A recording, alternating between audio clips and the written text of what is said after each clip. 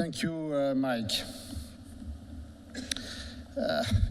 It's a great honor for me to be with you tonight and under Saturn to celebrate the memory of Wernher von Braun, a man who made me become a man.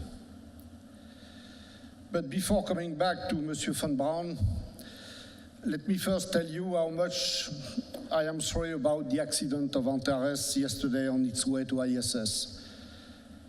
It is a demonstration that there is no routine in space, and that going to space remains and will remain difficult.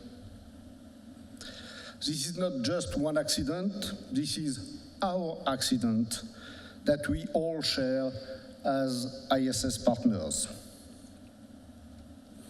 Coming back to Wernher von Braun, my life has been driven from the very beginning by space. Just starting in 1957, I entered secondary school in France on the 1st of October 1957. And you can check that. And USSR was so glad of my progress that 3 days later they launched Sputnik.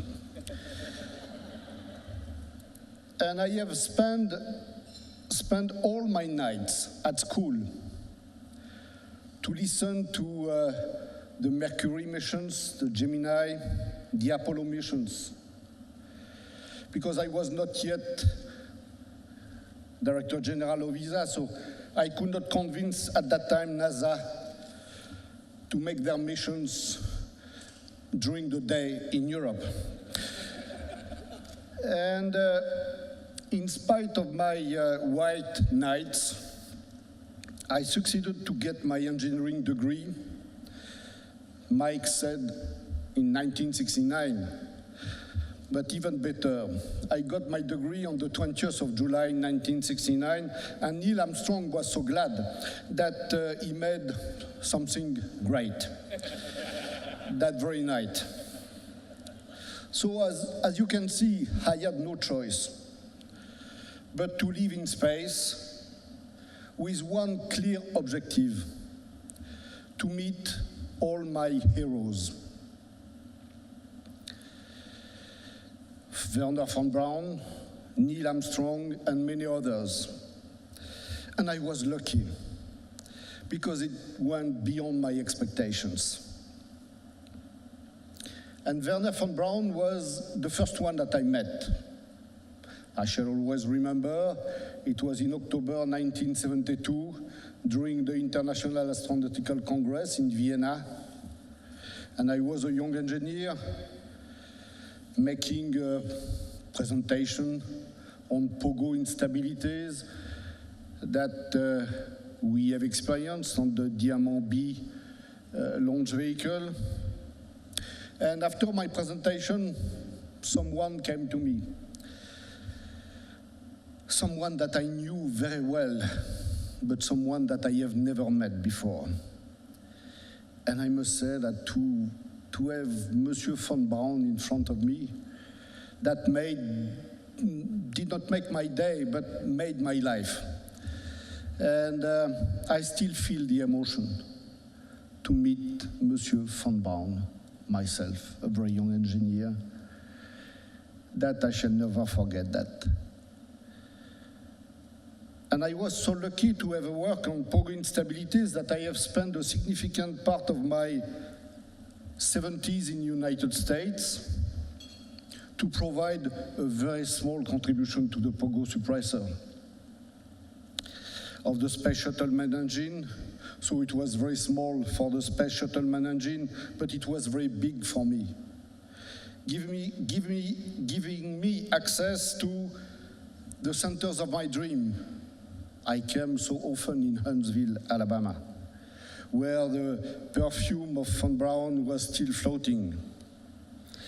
But I went also very often to Houston, Texas, where I could meet Max Faget, also another of my heroes, and a lot of astronauts at that time, in Canoga Park, California, obviously, in Michoud facility, and so on and so on.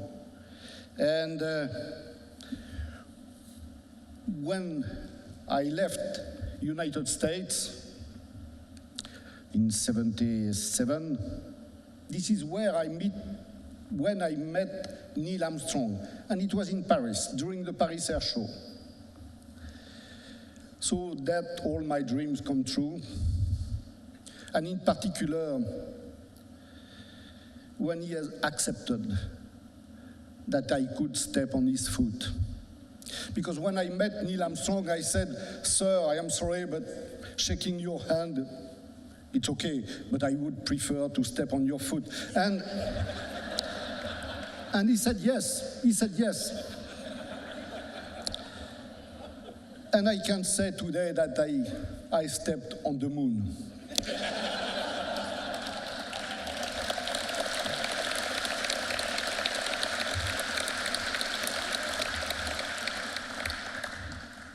And this is that very year, 1977, that I could succeed to be one of the 5 first French being selected to become an astronaut. So I wanted to become an astronaut.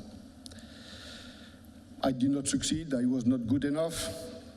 So the backup was to become Director General. But this is true. I can tell you that each time I am on a podium with one of my colleague astronauts, nobody cares about the Director General. So it's,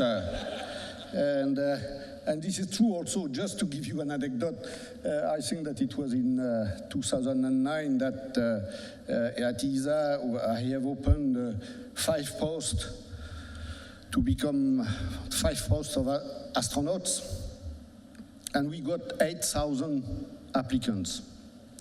And the same year, I have opened 5 posts of directors, and I got 80 applicants, meaning that it's 100 times much better to be an astronaut than to be a director. And, but as you can see, my history in space is closely associated to the American history in space. And I am amazed to be here today to tell you what I think about space exploration. I must say that I feel like someone explaining to the Pope what I think about Catholic religion. But I shall try to give my personal views, which are based on my personal experience. As Mike said, yes, a very long experience, unfortunately. But to be the longest director in charge, you have just to start a little bit young and after to live as long as you can. This is where I am. So clearly, United States have set the scene for space exploration. You were the one to put a man on the moon. You have developed the space shuttle, which as the space shuttle has a fantastic virtue to introduce a different scale for human space flights. Because until the space shuttle, it was only a few tens of astronauts, mostly from United States and also on the Soviet side.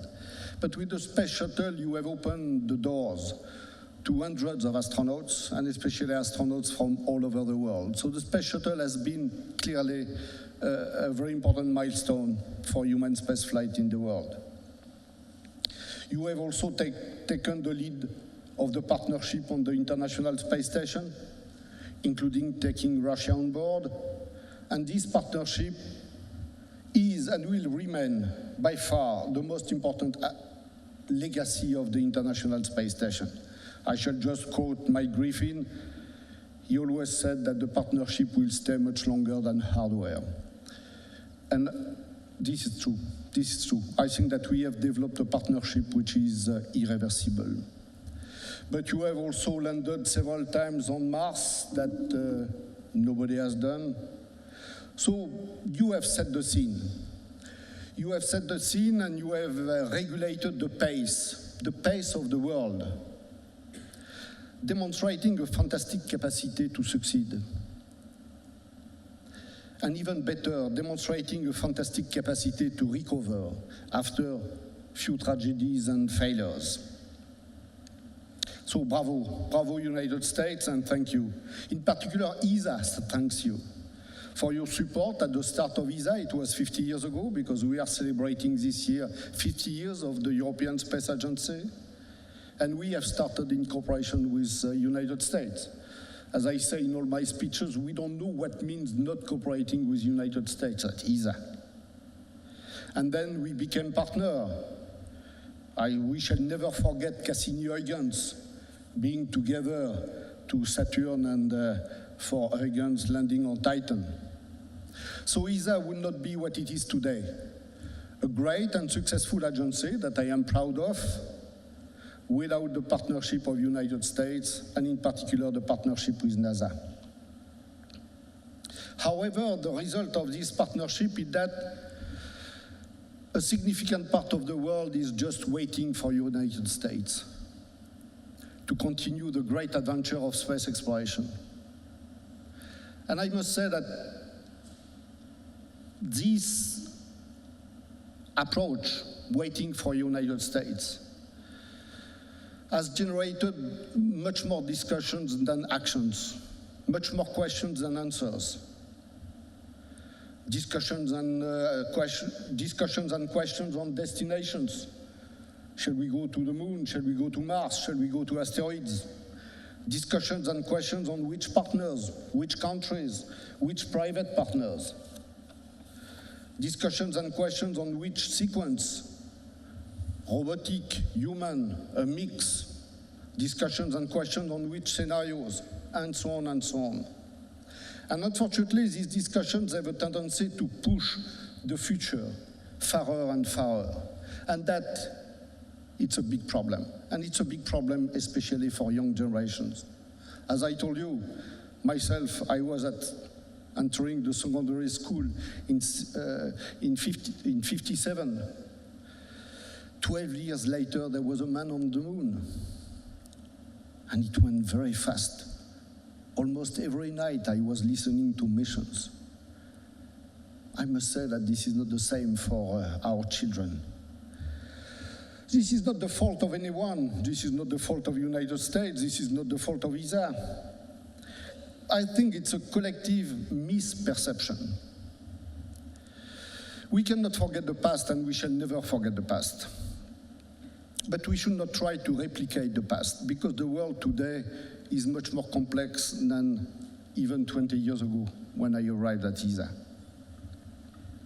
Space has entered daily lives. Nobody can live anymore, at least in the developed countries, without space. Even if they don't know, we are using space every day. It's what I am, this is my usual statistics in Paris. When I take a taxi in Paris, there is no more any taxi driver knowing the street of Paris. When you ask for a destination, they just plot that on the GPS terminal and just follow. And when you ask the taxi driver what I am doing each time, do you know how it works? 80% of the taxi drivers in Paris, maybe elsewhere it's much better, but 80% of the taxi drivers in Paris do not know that the signal is coming from space. And I would add, they just don't care, provided it works. And this is the same for weather forecast. This is the same for telecommunications, for TV broadcast. My dream would have been to switch off all satellites the day of the final of the World Cup of football. That at least would have been a fantastic demonstration that nobody can live anymore without space. But that it's a fact. It's a fact that space is now, has entered everybody's house, and we cannot do without space. We have more and more countries involved in space. In the 70s, there were two big players, and Europe starting to enter that. Today, there are more than 70 countries in the world having satellites and operating satellites. We have more and more actors, in particular private actors, which have brought a lot, which are bringing a lot to space. But more countries, more actors, more space in each house, I think that makes space very different. And especially today in Europe, as a result of the importance of space and as a result of the economic difficulties, I have to justify any investment in space by the economic benefits. What does it mean in terms of growth? What does it mean in terms of jobs? This is the only question that I get. And it's useful. At the last Council of ESA, UK has increased its contribution by 25% to ESA activities. And even better, it was not the minister in charge of space which has announced that good news. It was George Osborne, the Minister of Finance.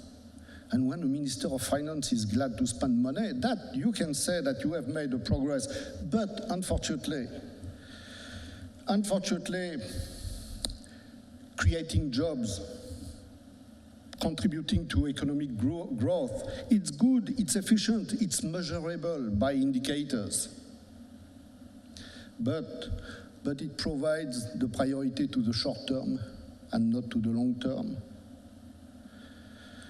It is much more down to earth than dreams of new frontiers. And obviously, it's difficult to explain to the citizens that it's more urgent to explore Mars than to provide space systems to manage natural disasters or to provide more services. And that is our problem. This is at least our problem in Europe. It's to explain that the two are important, that the short term is important, but the long term is also important. And this is the reason why I think that we have to redesign an approach for space exploration, which fits with the current world rather than with our memories. But before shaping the future, let's have a last look, and this will be my last look, at the past, to get the lessons learned, which are still applicable in this new world. I shall quote Aimé Césaire, who is a politician, a French politician, but also a poet. And I can tell you that it's very rare to have a politician also a poet. But Aimé Césaire has written that the shortest way to the future is to dig the past. And this is true. I think that we have to see what we have learned from the past. So I shall just look at two legacies. Apollo, the Apollo program, since we are celebrating Monsieur von Braun, and 50 years of ESA. Apollo first. I think that there are three lessons to be learned from Apollo, at least from my personal view. The first lesson is that competition is finished when you know the winner, meaning that competition is not very sustainable. And just after the Apollo program, cooperation has started in human spaceflight with the 2 flags of Apollo-Soyuz and then the 4 flags of the Space Station Freedom and the 5 flags of the International Space Station and so on and so on. So cooperation has started as soon as Neil Armstrong has put the American flag on the moon. We have started to cooperate. The second lesson is that planet Earth is unique and fragile, and we have only a global future on planet Earth. And this is always what I mention when I am speaking of the Apollo program, and I am sorry for Monsieur Armstrong. I think that the most important sentence of the Apollo program is not anymore a small step for a man, but it's what Bill Anders has said during Apollo 8. It was Christmas 68, and Bill Anders was saying after coming back from the moon, when he saw he described that when he saw planet Earth floating like a ball of golf. He said, we have made all this way to explore the moon, but the most important thing that we have discovered planet Earth. And that is certainly one legacy of the Apollo program, is to discover planet Earth and to show that we have only a global future on this planet Earth. The third lessons learned from the Apollo program is that dreams are very powerful for innovation. When you dream, you are fantastic. It gives a fantastic stimulation for innovation.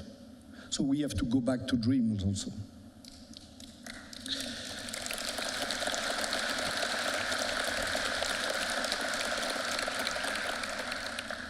So unfortunately, in these legacies, we have introduced difficulties.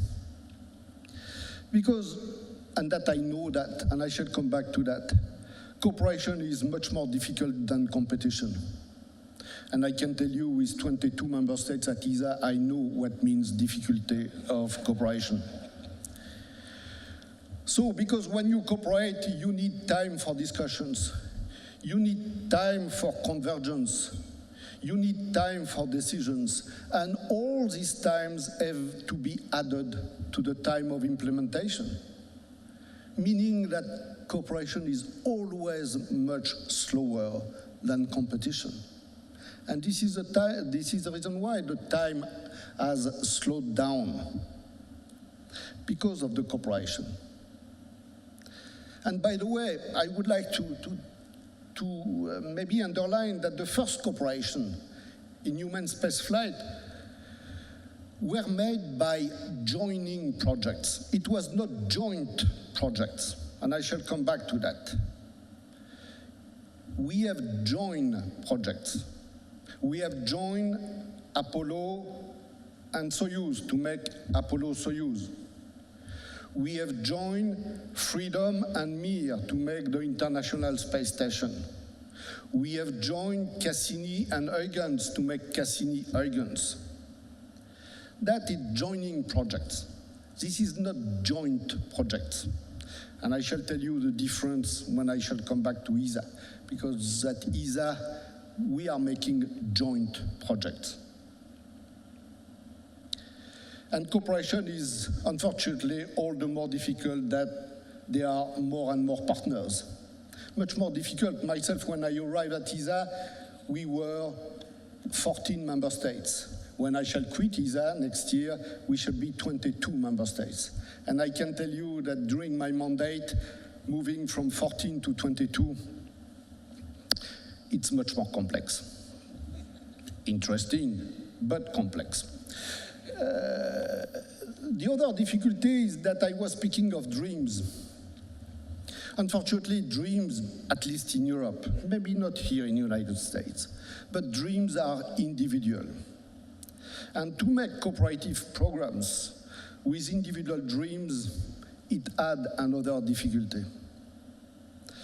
So this is just to say that, unfortunately, the good news is that we have to cooperate, but the bad news is that it's very difficult to cooperate.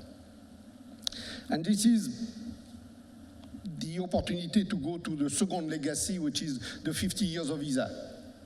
It's 50 years of success, but relying upon three recipes: cooperation, a lot of cooperation, innovation, and expertise. Obviously, we are not the only one to cooperate, we are not the only one to innovate, we are not the only one to be expert.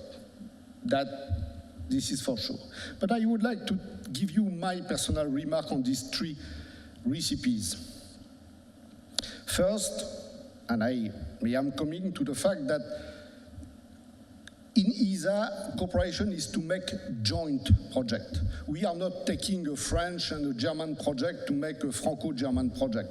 We are trying to develop a Franco-German, Italian, and so on project. So this is joint projects. And to make joint projects, the very big difference is that we need an architect.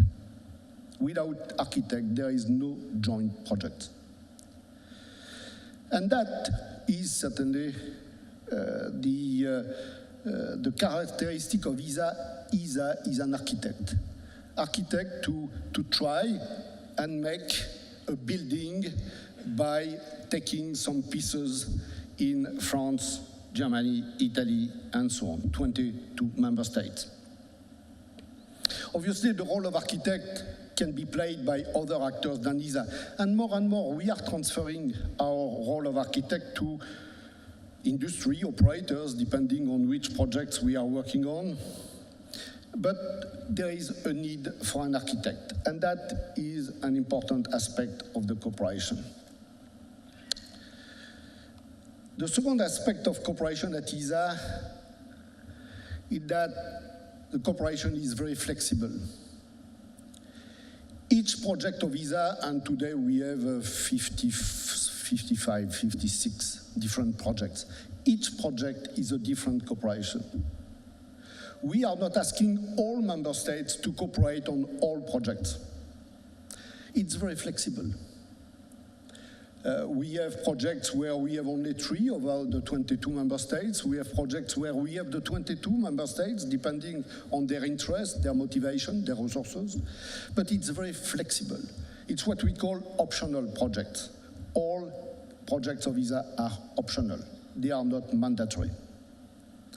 The second characteristic of the cooperation at ESA is that we need a leader. There is a leader in each of the projects of ESA.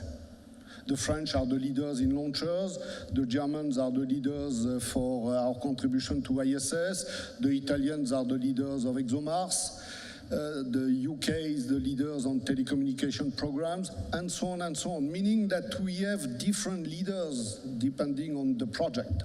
And that is part also of the flexibility, but it's part also of the stimulation for each member state to become a leader. And it's open to new member states. This is not a closed club, ESA. As I said, we have moved during my mandate from 14 to 22, meaning that we are renewing the partnership at ESA. So that is the way we are cooperating: flexibility, leadership, and openness. Innovation. Innovation, yes, we are innovating at ESA as you are innovating. On the 12th of November, I hope that we shall land on the comet. That it's innovation. Already making a rendezvous with the comet was not so bad, but landing on the comet, I knock at wood. I hope that is wood. I hope that we shall land on the comet. We are innovating in also with the atomic clock of Galileo, with the laser terminal on telecommunications, and so on and so on. What is important in innovation is that we have to take risks. And taking risks is also difficult. And especially in a society which is very risk adverse. Less and less society and less government, because they are the mirror of the society, accept risks. They don't accept failures. And therefore, they consider that the risks can lead to failures. But obviously, there is no progress, there is no innovation without risks. And this is what I can tell you. I am spending a lot of time to explain to the governments of the member states that they have to take risks. Because without risks, we cannot be the best, we cannot innovate, we cannot compete. So we have to take risks. Not because we like risks, but because this is the only way to innovate. And in order to take risks, this is where we are using the private actors. Because by combining the capacity of the public sector and of the private sector, we are restarting to take risks, because the private actors, they can take risks more quickly than the public actors. But they cannot sustain the risk for too long. While the public actors, they are much slower to take the risks, but they can sustain the risks for a longer time. So we are trying to combine what we could get from the private and the public sectors, and this is the reason why we are developing more and more this public-private partnership. But the only way to reconcile risks and success is expertise. This is the only way to take risks and to be successful. And we need a wider and wider range of expertise. And the best way to have wider and wider range of expertise is to organize the cooperation among generations. This is also what we are trying to do at ESA, is to have a cooperation not only between 22 nationalities, but also between different generations. The generation, because the young generation is the one which have not met yet the frontiers of the impossible. It's what they are good at. They don't know what is impossible. While the experienced people, my age, maybe we have pushed a little bit the frontiers of the possible, but we know what is impossible. At least what we consider impossible. And this is by combining the two that we have a chance to make progress. And this is the end of my lessons learned. The common aspect between cooperation, innovation, and expertise, it's people. Because cooperation, yes, ESA is cooperating with NASA, but at the end, and we have developed personal relationship. Nothing can replace the personal relationship. I have become a friend of Mike Griffin, but I am a friend also with Sean O'Keefe, because I have been so long in ESA that I have worked with Sean O'Keefe, I have worked with Mike Griffin, I am working with Charlie Bolden, and we have become friends. Not because we like each other, but because we are building something together.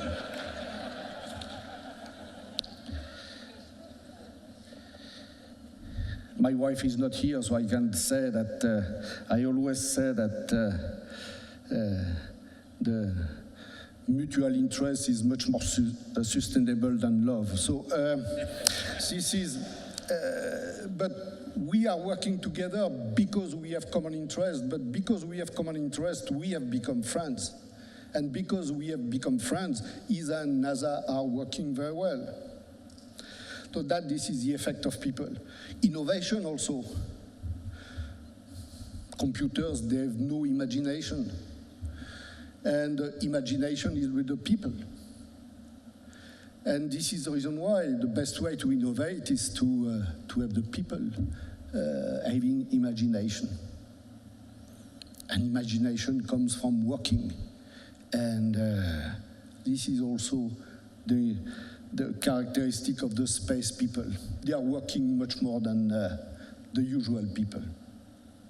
And the expertise is also with the people. So we have to take care of the people, and everything will come from the people. And this is the reason why I'm glad to have attended this dinner, because I have seen that you are taking care of the young generation. Because we have to attract the best of each generation. And the best way to attract the best is obviously to educate them, to help them, and to educate them. And bravo for what you are doing for the scholarship. And I like to see the children of today, because they will be the explorers of tomorrow. But it's not enough to educate them, because we have to offer them challenging projects. And challenging projects which are not too far away. Speaking of Mars in 2030, I can tell you that my children are not so much interested in 2030. They are interested in what will happen in 5 years from now. And it's what I said, the moon at least was bold, and it was within a decade. So that is the best way to attract the young generation, is not to put milestones too far away. So we have to, and that this is the role of the experienced people, it's to fight and to get challenging projects which are not too far away. So this is the lessons learned that I have myself drawn from Apollo and ESA. So we should be ready now to design the future. So first of all, which destinations? All of them. Don't choose. They are all interesting. And myself, I have no preference. Because at the end, the only destination, there is only one destination, which is planet Earth. If we want to go to the moon, if we want to go to Mars, to asteroids, if we are going to the comets, it's just to learn about planet Earth and to bring the benefits to planet Earth. Which partners? All those who are willing to join, big and small. At ESA, I can tell you, on 22 member states, we have big countries. We have much smaller countries, but they are all important. And we have to accept all partners for exploring space. So you may feel that I am trying to organize chaos by saying all destinations, all partners. No, I don't think so. I think that we have to develop a very general framework of partnership with some key principles that those which want to join the framework have to respect. A framework within which any partner or subgroup of partners can decide to implement a project. Even at ESA, I can tell you that there is competition among the member states. They are not only cooperating, they are working within the framework of ESA, but they are competing a lot. Meaning that initiatives and leaders are welcome in this framework. And they will come. They will come if this is a flexible framework. I can tell you that at ESA, we have much more initiative than we have money. But this is good. It's always what I said to my member states. The day I have more money than ideas, I think that it's time for retiring. It will come soon. But we have still much more ideas than money. So which are the key principles? First of all projects and activities must be for peaceful purpose. This is the convention of ESA. That is not negotiable. Second principle, each partner shares regularly its plans with other partners. Transparency. And I can tell you that transparency, this is the first stage of the Rocket Trust. The third principle is each partner or group of partners open their projects to any partner ready to bring as much resources and capacities than benefit they can draw from the project. It's what we call geographical return at ESA. Everybody is happy.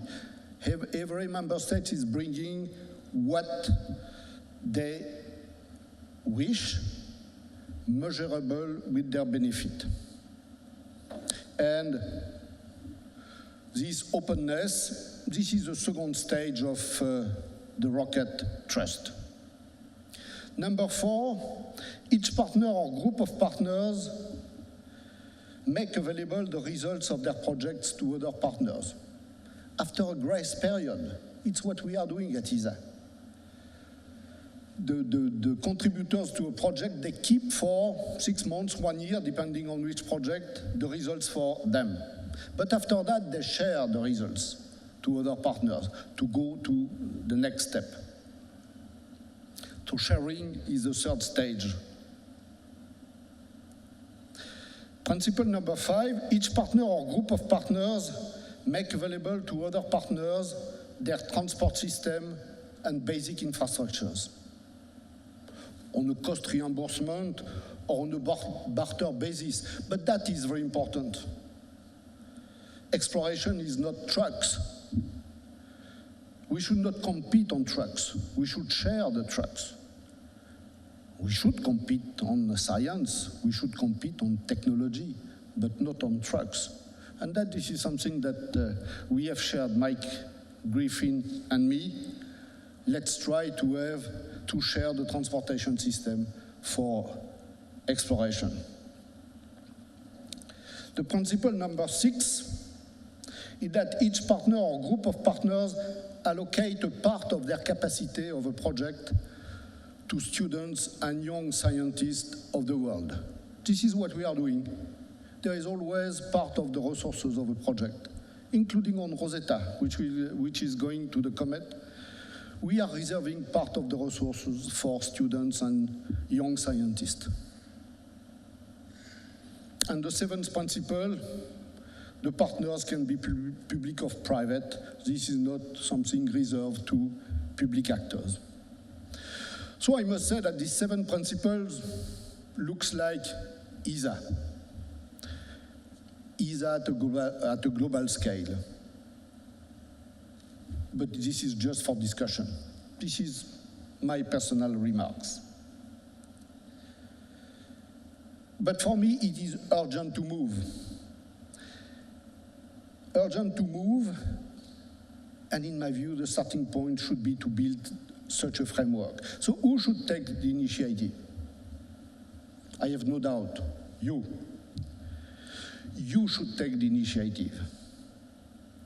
Because you have the credibility.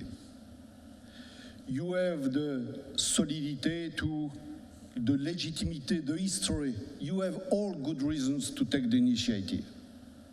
So you should take the initiative to develop such a framework, stimulating initiatives by as many partners as possible. This framework is not a forum for discussion. It's a framework for actions. That makes the difference. But we need such a framework. So you should move from a US history because, as I said, everything has started as a US history. But you should move from a US history to inspire a global history. I am ready to help, just not as the Director General of ESA, but just as a believer that space is our future. Because space is our future for 3 reasons. The first one is that planet Earth belongs to space and not the other way around. And there is no way to understand planet Earth without understanding the solar system, our galaxy, and our universe. So this is the first reason. And there is no alternative to planet Earth, at least for some time. The second reason is that more and more services on planet Earth are delivered from space, driving the socio-economic dimension of space down to Earth. And the third reason, which is in my view the most important, is that space feeds our dreams, at least my dreams. My dreams of global cooperation, my dreams of a better future for our children, my dreams of living together in space, in peace on this beautiful planet. To take interest for space is to take interest for people.